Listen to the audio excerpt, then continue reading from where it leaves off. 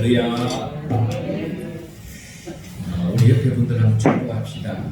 성도님을 향하신 하나님의 계획은 크고 놀랍습니다.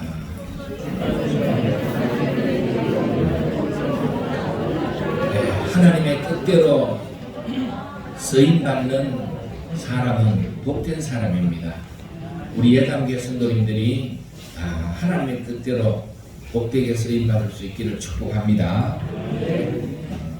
요즘 이제 그 출생 인구가 자꾸 늘지를 못하고 줄어서 유치원은 점점 줄고 또 노치원은 이제 곳곳마다 많이 생겨나고 있죠. 그래서 지금 소아과도 의사들이 없어서 병원마다 큰 비상이라고 그러는데 참 우리 시대가 어떻게 이게 균형이 참 맞춰지기가 참 어려운 것 같습니다.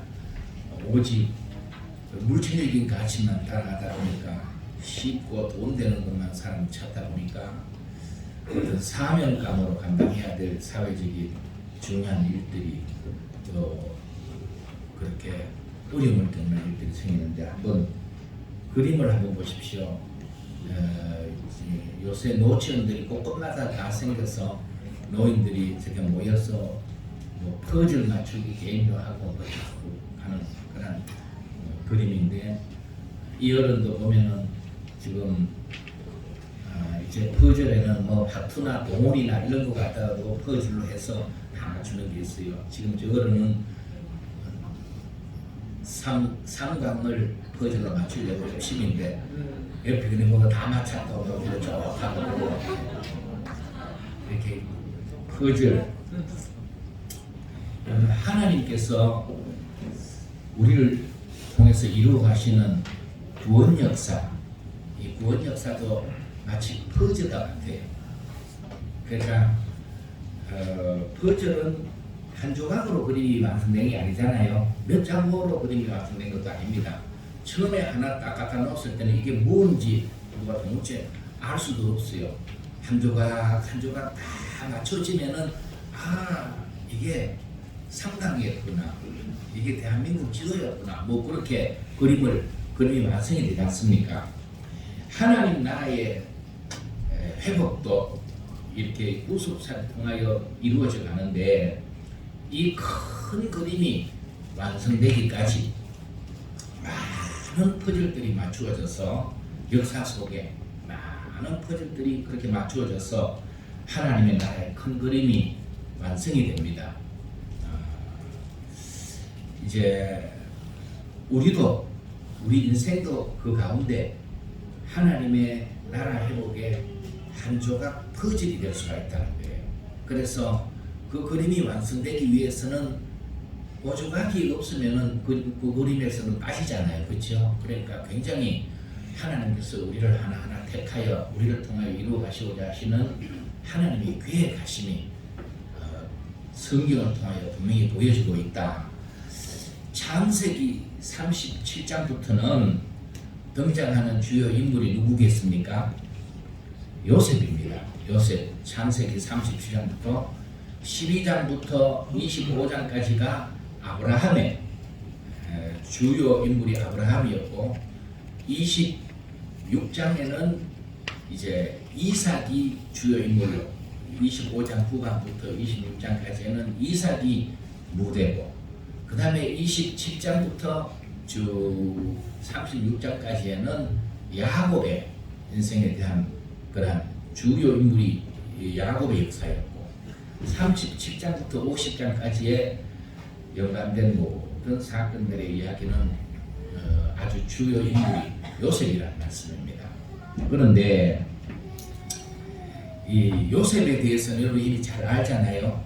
야곱이 사랑했던 여인이 누굽니까? 그 여인 때문에 7년을 수일같이 여기면서 살 수 있었던 라헬이지 않습니까?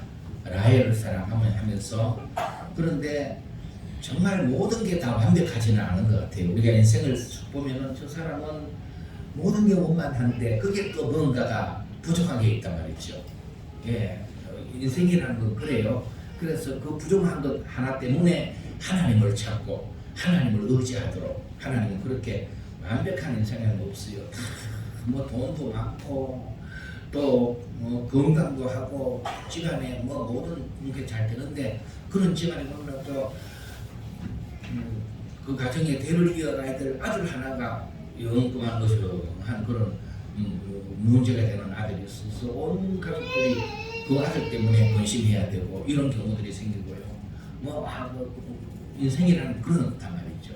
그 야곱이 라헬을 사랑하고 야곱과 라헬 사이에 모든 게 좋은데 자식이 없어가지고 얼마나 애를 키웁니까? 그러다가 낳은 아들이 야곱의 11번째 아들이 요셉이지 않습니까? 이 라헬이 요셉을 낳고는 하나님 감사합니다. 더 낳게 해주십시오. 더요 그러면서 이름을 지은 것이 요셉이라고. 뜻이 더함이라는 뜻이잖아요. 하나님 하나로는 부족합니다. 더요. 요새 젊은 세대들이 이런 마음을 좀 가져야 되는데 하나면 됐다. 하나도 필요가 없다. 이런 하니까 문제가 안 되겠습니까? 그러니까 이 라헬의 신령을 가진 데 복이 있어요. 이 라헬은 그렇게 더함 요셉 아들 이름까지도 그렇게 지어놓고 베냐민 나타가 죽지 않습니까? 그렇게 요셉은 어려서부터 이제 아버지 사랑을 받고 그렇게 쭉 지냅니다만은 결국 이로 인하여 도리어 형들에게 미움을 사고 형들에게서 종으로 팔려갔고 또 보디발의 집에서 억울한 무명 쓰고 젊은 시절을 청년 시절을 감옥에서 그렇게 지내야 되는 이러한 어려운 고난이 계속 이어졌지만 요셉이 하나님의 계획 속에 있는 인생이었습니다. 그래서 하나님을 의지하고 때가 되니까 하나님께서 바로로 하여금 꿈을 꾸게 하시고 그 꿈을 요셉이 해몽해 주지 않습니까? 그 해몽으로 인하여서 요셉은 감옥에 있던 청년이 애굽이라는 그 대제국의 총리가 되는 놀라운 역사가 일어나게 됩니다. 그래서 총리가 된 요셉은 하나님께서 미리 보여주신 그런 바로의 꿈대로 7년 풍년 때 양식들을 다 비축을 해놓고 그 다음에 7년 흉년 때 그 양식들을 풀어서 수많은 기근에 죽을 생명들을 살리는 그런 생명의 부양자의 사명을 잘 감당합니다.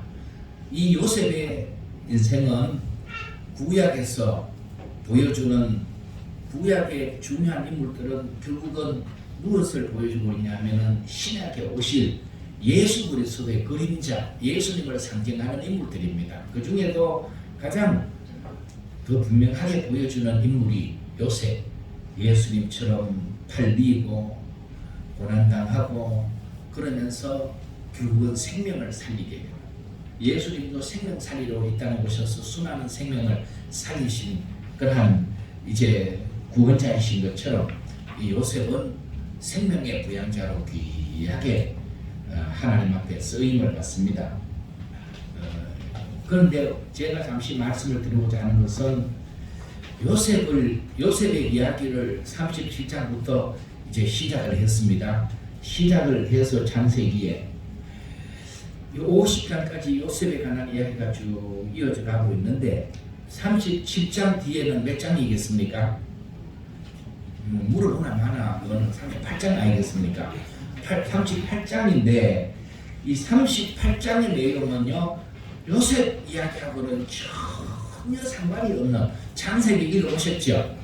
창세기 읽어보시니까 창세기 38장은 요셉의 얘기와는 전혀 상관이 없는 그러한 이상한 이야기가 성경에 뭐 이런 이야기가 성경에 다 기록되어 있냐, 성경을 읽으면 그런 의문이 누구든지 생길 수 있는데 뭐 이미 아시는 분들도 계시지만 창세기 38장의 내용은 유다와 다말, 유다의 며느리인 다말이 이제 이 유다와의 시아버지 유다와의 관계를 통해서 두 아들을 낳는, 두 아들을 이어서 낳은 게 한꺼번에 쌍둥이를 낳았어요.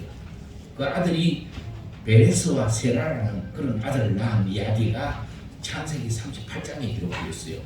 뭐 무슨 세상 사람들이 이렇게 살아라 하고 권장할 만한 그런 도덕적인 교훈을 주는 이야기도 아니고요. 시아버지하고 며느리 관계에서 그것도 며느리가 자신을 참기로 구해가지고 시아버지를 자기에게 들어오게 해서 그렇게 해서 낳은 베네스와 세라를 낳았다. 그 얘기를 여기 38년에 기록하고 있는 거예요. 사건의 전모는 이렇습니다. 이미 아시는 분들도 있지만 혹 아직 이 사건의 내용을 잘 모르시는 분들을 위해서 그냥 약간만 대충 말씀드리면은 야곱의 넷째 아들이 유다입니다. 그렇죠? 야곱의 넷째 아들이 이름이 유다입니다. 이 유다가 아들이 셋 있었어요. 첫째 아들의 이름은 엘이고, 둘째 아들의 이름은 오난이고, 셋째 아들의 이름은 셀라였어요. 그런데 이 엘이 이제 유다가 다말과 결혼을 시켰는데 이 엘이 성경에 기록되기는 하나님 보시기에 악함으로 하나님이 그를 죽이셨다고. 뭐 구체적으로 어떤 악행을 저지르는지 모르지만은 성경은 엘이 악하여서 하나님이 결혼하였는데 자식도 없이 엘이 죽습니다. 그러니까 그 시대에는 계대 혼인이라고 형이 자식이 없이 죽으면은 그 형의 대를 이어가도록 우리나라에서는 뭐 양자를 보내고 그랬지 않습니까? 그래서 형이 자손이 없으면은 둘째 중에서 뭐 양자를 보내서 형의 대를 이어가도록 그렇게 우리나라에서는 해왔는데 그 나라에는 둘째가 형수에게 들어가서 이제 씨를 주어서 자식을 낳으면은 그 자식이 형의 대를 이어가도록 하는 이런 제도가 있었습니다. 그래서 유다가 둘째 아들 오난 보고 네 형수에게 들어가서 형을 위하여서 씨를 주도록 해라. 그랬더니 오난이 형수에게 들어가서 이제 씨를 줘야 되는데 이 오난 생각에 이거 뭐 아들 낳아봤자 내 아들 되는 것도 아닌데 형의 대를 이어주기를 싫어해서 오난은 성경이 기록하기를 그만 설정을 땅에다가 해버리고 간다는 거예요. 그래 씨를 주지 아니했습니다. 이 행동이 또 하나님 보시기에 악해서 하나님께서 오난도 죽이십니다.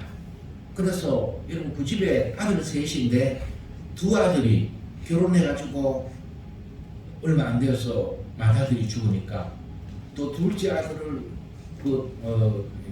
형수에게 보냈는데 둘째 아들 갔다 오더니만 또 죽어버리는. 그러니까 유다 생각이나 또 그 주변의 사람들 생각에 저 다말이라는 여자는 좀 문제가 있는 여자다. 갔다 그러면 죽는다. 이래가지고 굉장히 다말이 문제가 있는 것 같이 굉장히 이제 유다도 그렇게 생각을 했어요. 그래서 셋째 아들은 아직 어리니까 네가 진정해 날 거라. 나중에 이 셀라가 크면은 그때 네 부르구만. 그리고 진정으로 보냈는데 실제 성경에 기록되기는 셀라도 죽을까봐 그래서 장성해도 부르지를 않습니다. 이 다말은 이제 그냥 청산가부가 돼서 친정으로 돌아가서 기다려도 뭐 유다가 부르지는 않고 그들은 차에 여러분 우리가 보니까 다말에게 문제가 있는 게 아니잖아요. 다말을 나쁜 여자로 오면 안 돼요.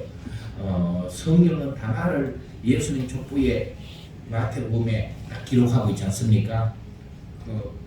이제 이 다말은 자기에게 주어진 사명 어떻게든지 바로 그리스도의 계보를 잇기 위하여서 이제 그 혈통 대를 이어야 된다. 이 사명감을 가지고 유다가 셀라가 장성에도 부르지 아니하니까 그때 마침 이제 그 도담이라는 곳에서 딥나라는 곳에서 이제 야곱이 양털을 갖게 되는데 거기가 다말의 친정이에요. 거기에 야곱이 왔다 하는 소리를 듣고 이 다말이 창기의 모습으로 이렇게 너울을 쓰고 꾸며가지고 있다가 야곱도 그때 자기 아내도 죽고 외롭고 그러던 차에 그 창기인 줄 알고 다말에게로 들어갑니다. 그렇게 가서 다말이 그 유다를 통하여서 씨를 얻어서 낳은 아들이 베레스와 세라를 낳았다는 거예요. 그래서 나중에 이 사건이 그런 임신했다 그러니까 유다가 그때는요, 지금도 이란이라는 곳에는 마구 이제 남편이 그 아내가 뭐 부정한 짓을 하거나 이러면은 참수를 해도 이게 무죄가 돼요. 그런 이란 같은 데는 그런 아주 지금 세대도 그렇잖아요. 그러니까 그 당시는 유다가 이제 그 가정의 가장으로서 그 부정한 이제 짓을 해서 임신을 했다고 생각하고는 가서 불살라 이렇게 말하는데 다말이 끌려가면서 이 지팡이하고 이 도장 임자가 내게 씨를 주었다고 그러니까 보니까 그게 누구 겁니까? 야곱 겁니다. 그 다말이 전표로 딱 받아놨죠. 그러니까 야곱이 그러는 겁니다. 다말이 내보다 더 의롭다는 것은 이제 자기는 세일날을 주지도 않았는데 다말이 씨를 이어가기 위해서 창기가 돼서 부정한 짓을 하려고 그렇게 음란해서 그런 짓을 한 것이 아니라 바로 배를 이어가기 위한 그 사명을 감당하기 위해서 그랬다. 이렇게 성경은 결론을 짓고 그 뒤로 이제 야곱은 유다는 다말과 더 만나지는 않습니다만은 그렇게 된 사건이 창세기 38장에 툭 기록되어 있단 말이죠. 요셉 이야기하다 말고. 그러니까 성경 읽는 사람들은 도대체 이 얘기를 왜 여기 기록하고 있을까? 도무지 이해를 할 수가 없어요. 성경 중에 제일 먼저 기록된 책이 창세기 아니겠습니까? 창세기인데 창세기에 이 이야기가 연결도 안 되고 도대체 이거 뭐 하려고 이 얘기를 여기 기록했는고 누구든지 다 그런 의문을 가질 수밖에 없는데 결국 나중에요 몇백 년이 지나고 난 뒤에 다른 성경에 한 건 기록되는데 그것이 룻기서라는 성경이 기록됩니다. 몇백 년이라는 세월이 지나고 난 뒤에 룻기가 기록되면서 룻기서 마지막이에요. 보아스의 족보를 쭉 기록하는 게 룻기서 4장 18절에 보면은 베레스는 헤스론을 낳고 헤스론은 람을 낳고 람은 아미나답을 낳고 아미나답은 나손을 낳고 나손은 살몬을 낳고 살몬은 보아스를 낳고 보아스는 오벳을 낳고 오벳은 이세를 낳고 이세는 다윗 왕을 낳으니라. 그렇게 딱 기록되어 있잖아요. 이게 몇백 년 뒤에 여기에 베레스의 족보가 이제 다말이 유다에게서 난 아들 베레스를 통하여 그렇게 보아스가 나오고 다윗이 나오고 그 뒤에 흘러서 아브라함과 다윗의 자손 예수 그리스도의 계보라 하면서 예수 그리스도 혈통으로 이어져간단 말이죠. 그러니까 여러분 성경을 나중에 보면은 창세기 38장이 왜 그때 기록됐는지 이걸 우리에게 보여주기 위해서 하나님의 구원 역사가 이렇게 진행되어 가는 것이구나 이걸 보여주기 위해서 창세기 38장이 이해가 되는데 뒤에 끝까지 같이 보면 이해가 되는데 창세기가 기록될 때 창세기만 읽어가지고는요 이 얘기를 도대체 뭐 우리도 이해하고 그러니까 뭐 때문에 이걸 기록했는지는 이해를 할 수가 없단 말이죠. 그러니까 여러분 중요한 얘기는요 성경은 사람이 기록했지만 저자가 사람의 생각대로 기록한 책이 아니라는 걸 아셔야 돼요.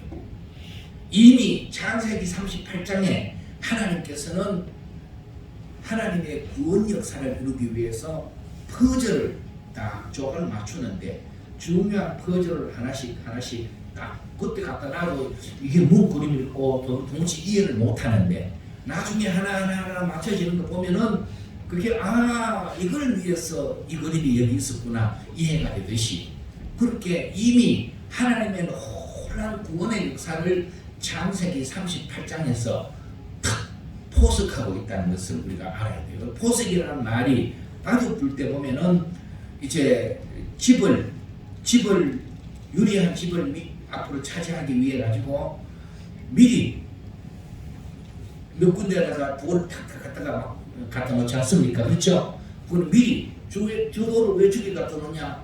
그때는 이해하지 못해도 수가 높은 사람들은 앞으로 자기 집을 짓는데 차지하는데 유리한 그런 자리에다가 미리 바둑돌 하나를 탁탁탁 놓는 거예요. 모르는 사람 보면 이거 왜 여기 갖다 놔 전혀 이해가 안 되지만 나중에 보면 그 한 돌이 얼마나 중요한 위치를 차지하고 있는지 모른다는 거예요. 이렇게 하나님은 이미 성경 창세기 38장에서 구원의 보석을 이렇게 앞으로 구원 역사가 이렇게 이루어져 간다 하는 것을 보여주고요. 그러니까 성경은 사람이 기록해도 저자가 사람이 아니고 누가 기록한 말씀이라고요? 저자는 하나님이십니다. 하나님의 말씀입니다.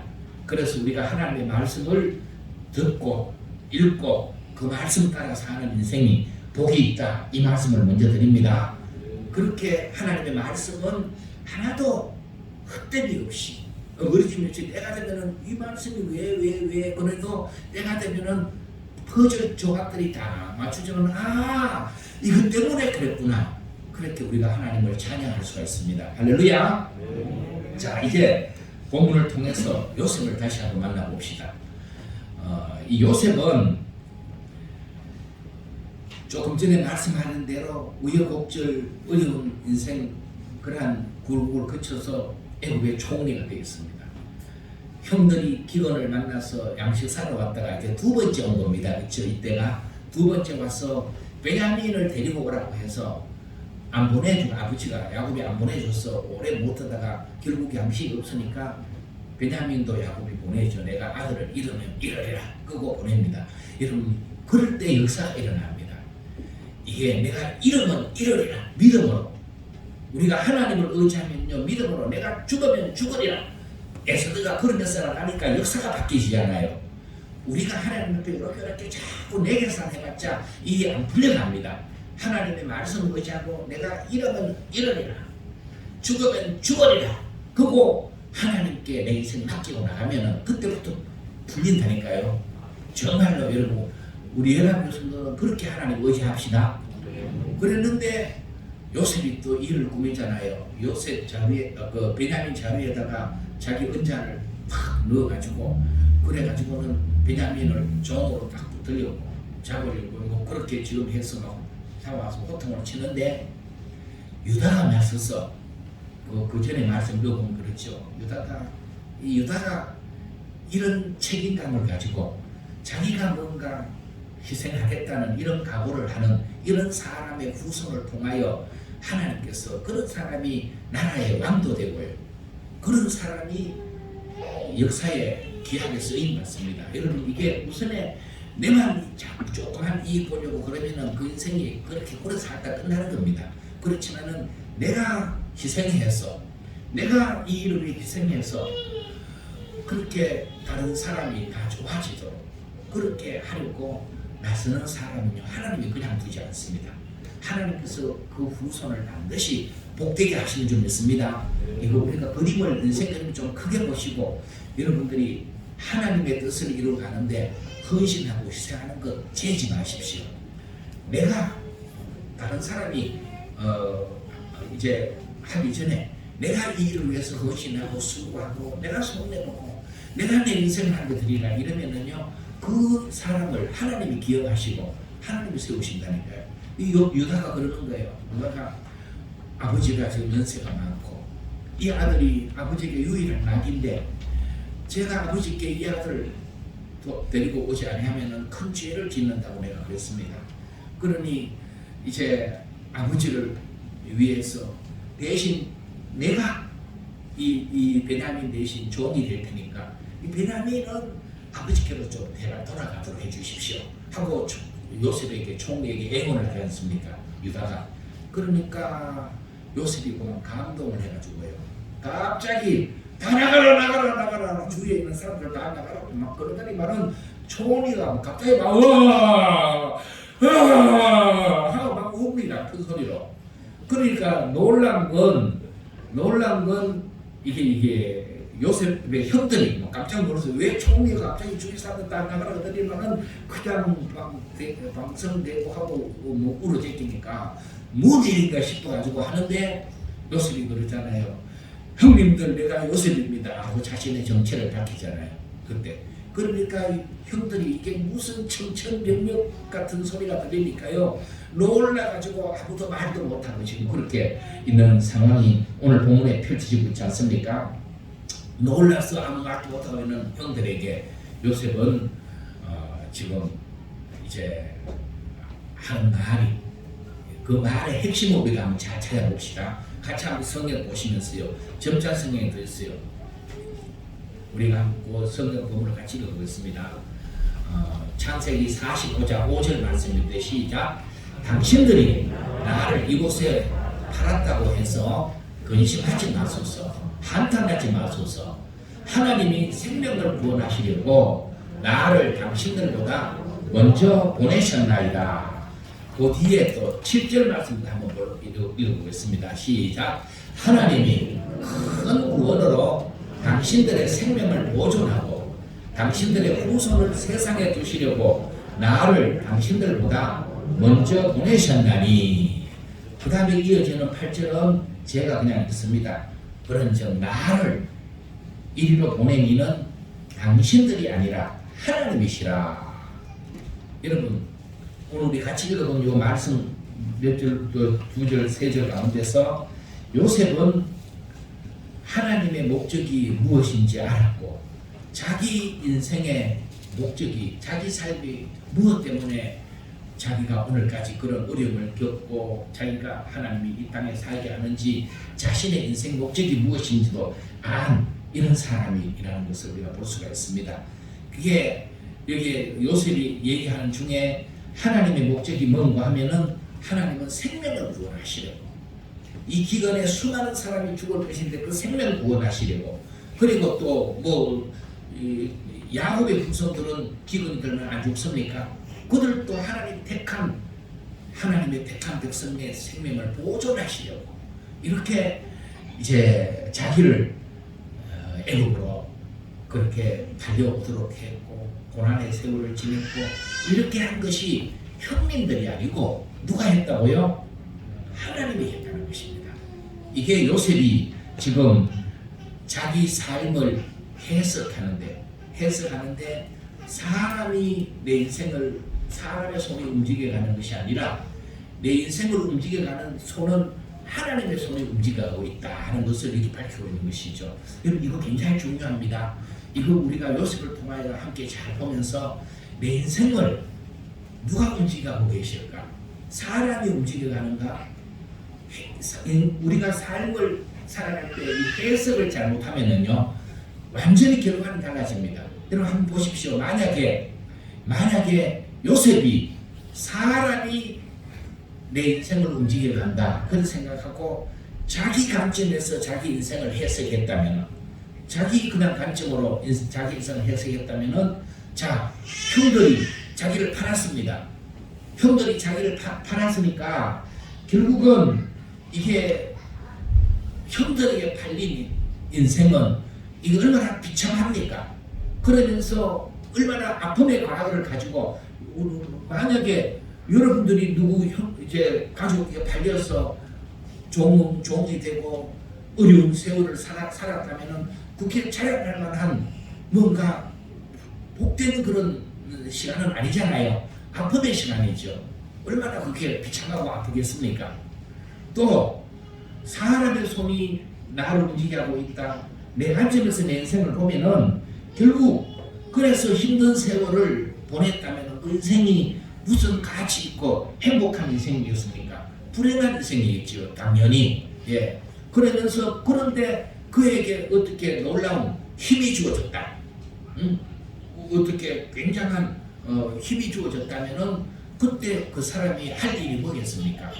뭔가 힘이 없으면은 힘이 없으니까 아무도 못하고 그래 살다 끝나겠지만 뭔가가 힘이 주어졌을 때는요 자기를 아프게 하고 자기를 힘들게 하고 그렇게 한 사람들 그들에게 원한을 갚으려고 하지 않겠습니까? 힘이 주어지면요 그래서 우리 여사생도 보면은 어렸을 때 아픔을 가졌던 뭐 영상군이나 뭐 이런 뭐 그런 사람들 보면은 자기가 나중에 힘이 주어지니까 그냥 막 그 복수를 다 하지 않습니까? 그런다니까요, 인생이. 그러면은 결국은 자기 인생도 복되지 못하고 또 다른 사람도 결국은 다 불행한 그런 사람이 되고 마는 것이죠. 그렇게 해서 인생은 복되게 풀려가지가 않습니다. 그런데 요셉은요, 자기 인생 삶을 해석하기를 자기 관점에서 해석하는 것이 아니라 하나님의 눈으로 자기 인생을 보니까 왜 형들이 나를 팔았지? 형들이 판 게 아니고 하나님이 나를 애굽으로 보내시기 위해서, 애굽에 가서 나중에 애굽의 총리로 세우기 위해서, 총리로 세우신 것은 자기 인생 혼자만 영광을 누리라고 하는 것이 아니라 많은 생명을 살리려고 하나님 택한 그 백성들, 야곱의 후손들을 이제 약속대로 그 생명을 보존하시려고, 아브라함에게, 이삭에게, 야곱에게 약속하신 대로 그 생명을 보존하시려고 하나님이 그렇게 하셨다. 하나님의 눈으로 보니까 그게 보인단 말이죠. 그걸 보이니까 요셉은 하나님이 내 인생을 움직이고 계시구나, 내 인생을 움직이시는 손이 하나님의 손이구나, 그러면은 내가 하나님의 이 목적대로 주어진 사명을 이 자리에서 총리로서 내 영광만 누리라고 주신 게 아니라 어려운 때에, 기도 때에 생명들을 살리기 위해서 그 사명을 감당해야 되겠구나. 요셉이 그래서 그 사명을 잘 감당했지 않습니까? 하나님의 거절대로 요셉이 그 조각이 정확하게 잘 맞춰지지 않습니까? 이렇게 전부, 그래서 하나님의 눈으로 보니까요, 형들이 판 것, 누명 쓰고 감옥에 간 것, 13년의 세월이 그 청년기를 그냥 이게 잃어버린 세월이 아니라 하나님께서 자기를 훈련시키시고 연단하신 그런 가치 있는 시간이었다. 그래서 요셉이 고백하기를 다 하나님이 하셨다는 겁니다. 이게 형들이 한 게 아니고. 그래서 3절에서 8절까지 이어지는 말씀 속에 그 몇 절 사이에요, 하나님이 계속 하나님이 이 반복되고 있지 않습니까? 요셉이 고백하기를 하나님이 하셨다는 겁니다. 여러분도 그렇게 믿어집니까? 우리 인생도 하나님이 지금 손이 나를 움직이고 계시다는 걸 믿습니까? 우리가 하나님의 관점으로 내 인생을 보면은요, 지난날 아픔의 세월, 힘들었던 것, 어려운 그것은 여러분 이게 한탄할 시간이 아니고요, 억울한 시간이 아니고요, 내 사명을 발견하고 하나님의 퍼즐대로 내 인생을 맞춰가기 위해 준비하는 그런 쓰임받는 복된 인생으로 우리가 세워지는 기회가 된다는 사실입니다. 여러분, 풀리지 않는 인생 문제를 어떻게 풀어가야 되겠습니까? 우리가 인생이라는 것이 내 뜻대로 막 그렇게 풀려가는 인생이 아니라는 말씀입니다. 내 관점이 아닌 하나님의 관점으로 보면 인생은 풀리게 되어 있습니다. 그냥 우리가 우연히 이 세상에 던진 존재가 아니거든요. 하나님이 계획하신 따라 우리를 보내셨다는 말씀입니다. 그렇기 때문에 하나님의 관점으로 보는 모든 문제가 풀립니다. 요셉이 자기 인생을 자기 관점으로만 봤으면은요, 그냥 왜 형들이 나를 팔고 왜 내가 이런 억울한 누명을 써야 되고 그러면서 계속 그런 불만, 원망 이런 것만 생기지 않겠습니까? 그런데 하나님의 관점으로 보았더니 기근으로 죽을 수많은 생명을 살리려고 그렇게 하나님이 나를 통해서 이 일을 이루시고 하나님의 계획이 놀랍구나 그러면서 감사하며 쓰임받는 복된 인생이 되었고 하나님의 뜻대로 복되게 쓰임을 받았다는 사실입니다. 우리 교회도 실명을 하여서 어려움을 겪고 있는 어려움 속에 인생을 살아가시는 우리 시각장애인 성도님들이나 또 뭐 실명은 하지 않았더라도 인생을 살아오면서 온갖 우여곡절을 겪으면서 힘들고 어려운 세월을 지낸 그러한 모든 성도들의 삶이 그냥 왜 내가 이런 장애를 가지고 왜 내가 이런 어려움을 겪고 왜 내가 이런 사고를 당하고 왜 내가 이런 아픔을 가지고 살아야 될 것인가? 내 관점에서 보면은 답이 없습니다. 왜? 그러면서 원망만 생기고요. 그렇습니다. 그렇지만은 이제 하나님의 관점으로 보면은 답이 있다는 것을 믿으시기 바랍니다. 내 관점으로 보면 인생은 안 풀려갑니다. 끝까지 안 풀려갑니다. 그렇지만은 하나님의 관점으로 보면은 이를 위하시는구나. 이걸 말씀 속에서 깨닫고요. 말씀을 붙잡고 그래서 하나님의 관점으로 내 인생을 보고 그렇게 말씀 따라가는 것이 이게 믿음입니다. 믿음이라는 것이 그래서 복된 것입니다. 그러면은 결국 때가 되면은 말씀 안에서 모든 것은 풀리게 되어 있습니다. 아멘. 네, 그렇습니다. 그래서 예레미야 29장 11절 말씀 여러분 한번 보십시오. 같이 한번 읽어보겠습니다. 여호와의 말씀이니라. 너희를 향한 나의 생각을 내가 아나니 평안이요 재앙이 아니니라. 너희에게 미래와 희망을 주는 것이니라. 아멘. 하나님이 우리를 향하신 생각은 재앙이 아니라는 겁니다.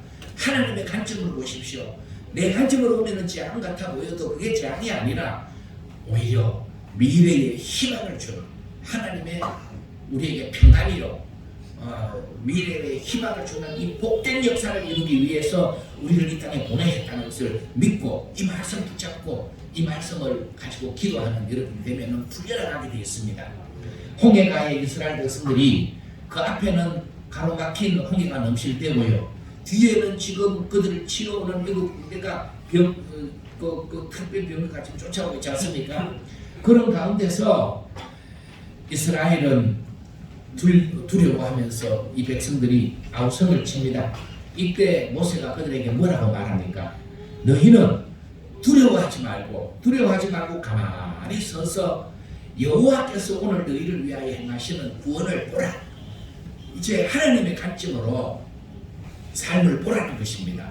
하나님께서 왜 애굽에 10가지 재앙을 내리시고 애굽의 장자들 죽이시고 우리를 이끌어내셨냐?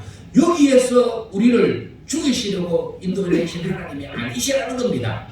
하나님의 눈으로 보면은 하나님의 새 역사를 볼 수가 있습니다. 그러면서 모세가 그럽니다. 너희가 오늘 본 애굽 사람을 영원히 다시 보지 아니하리라. 결국은 홍해가 갈라지고 그들이 홍해를 건너고 애굽 군대는 거기 홍해에 빠져 죽고 이런 놀라운 구원의 역사가 일어나지 않습니까? 여러분 하나님의 관점으로 우리의 삶을 보면은 길이 열리게 되어 있습니다. 다 둘러막힌 것 같아도 위에 길이 열립니다. 그래서 우리 삶은 복되게 열려져 갈 줄 믿습니다. 하나님이 우리를 택하시고 보내셨습니다. 하나님이 우리 형편을 누구보다도 잘 알고 계십니다. 우리를 통해서 이루어 가실 하나님의 놀라운 구원 역사가 있다는 것도 우리는 믿습니다. 하나님의 구속사라는 이 큰 퍼즐의 그림이 역사 속에 하나하나 많은 조각들로 통하여서 그렇게 맞춰져 왔습니다. 우리를 통해서도 우리 예당교성들을 통해서도 그 조각의 한 부분이 맞춰야 될 그림이 있다는 것을 여러분 믿습니까? 그렇습니다. 우리는 그 조각이 우리 삶 가운데서 딱 맞춰지도록 우리는 그 사명을 기도하면서 잘 감당할 때 이 하나님의 구원 역사에 놀라운 하나님 나라 회복이라는 큰 그림이 아름답게 완성이 될 줄 믿습니다. 이 일을 위해서 우리가 할 수 있는 건 아무것도 없습니다. 우리는 하나님의 말씀을 믿고 하나님을 신뢰하고 하나님을 의지하고 하나님을 바라보거나 하면은 누가 다 하십니까? 하나님이 다 하십니다. 누구를 통했어요? 우리를 통했어요. 그 하나님을 의지하고 그 하나님을 신뢰합시다. 마지막 성경 한 절만 더 읽고 오늘 설교 마치려고 합니다. 같이 한번 로마서 8장 32절을 읽겠습니다. 자기 아들을 아끼지 아니하시고 우리 모든 사람을 위하여 내주시니까 어찌 그 아들과 함께 모든 것을 우리에게 주시지 아니하시겠느냐. 여러분 하나님은 이 하나님의 나라 회복이라는 이 큰 그림의 모든 퍼즐을 맞추기 위해서 가장 사랑하시는 외아들까지도 우리 위해 주셨다는 겁니다. 그 하나님께서 우리 위하여 주시지 않을 다른 무엇이 없습니다. 다 주십니다. 다만 우리가 하나님을 신뢰하고 하나님의 관점으로만 우리 인생을 살아간다면 하나님께서 하늘의 문을 여실 줄 믿습니다. 2023년도 앞으로의 삶에 여러분들에게 이 문들이 활짝 열려서 여러분들이 복되게 쓰인다는 그런 주의 성들이 다 될 수 있기를 축복합니다. 하나님 아버지, 오늘도 하나님 앞에 예배하는 주의 성도들을 기억하옵소서. 우리는 우리 힘으로 살 수 없고 오직 하나님의 은혜로 살아감을 고백하며 주의 은혜를 더욱 사모합니다. 우리를 긍휼히 여기시고 주의 은혜로 우리를 충만케 하옵소서. 그래서 지금까지 지내온 것도 주의 은혜 가운데 지내왔는데, 그러나 아직 미처 우리는 계속 내 인생을 내가 주도권을 가지고 살려고 그렇게 방황하면서 지내는 때가 많습니다. 요셉처럼 내 삶의 주권자가 내가 아니라 사람의 손이 아니라 하나님의 손이 나를 움직이고 있다는 사실을 깨닫고 하나님의 관점으로 삶을 보게 하옵소서. 그리고 하나님께서 나를 통해 이루어가시고자 하시는 그 일들이 무엇인지를 나를 세우신 곳에서 주님 주시는 지혜로 그 사명 잘 감당하여 하나님께는 영광이 되고 우리는 복된 인생이 되도록 축복하여 주옵소서. 예수님 이름으로 기도하옵나이다.